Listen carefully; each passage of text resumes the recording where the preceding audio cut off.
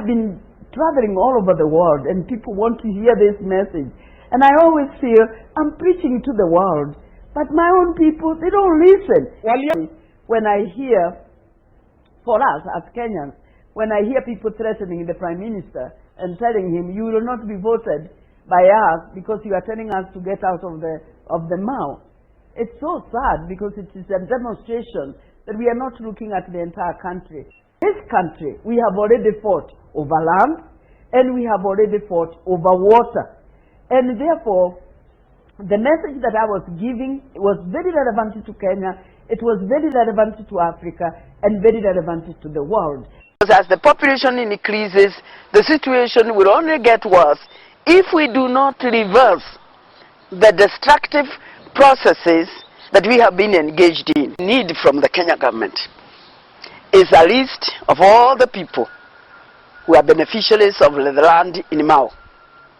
That could be very revealing. The government can also make a decision that people who benefit from corruption or who benefit from mismanagement of national resources will not be rewarded. Puts a precedent, and then the citizens will continue to take advantage of this corruption because they know that if the government ever changes its mind, it will have to compensate. Watu wengine wanasema watu wetu hawawezi kutoka bila compensation. Watu wetu, si watu wote wa Kenya ni wenu.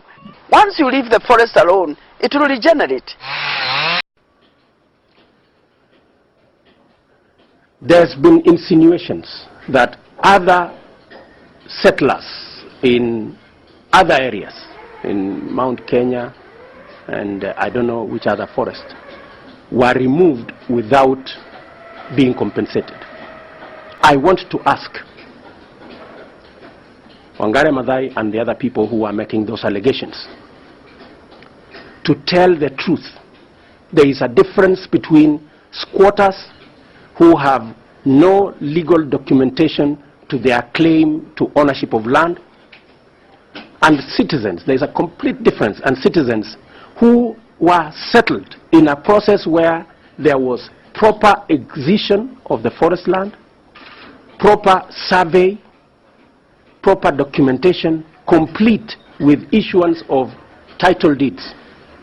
Some by the first president of Kenya, some by the second president of Kenya, some by our current president.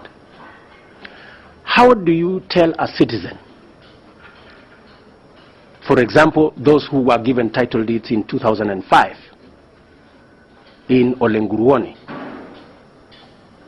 the current president issued, I think, 12,000 titles in 2005 to citizens.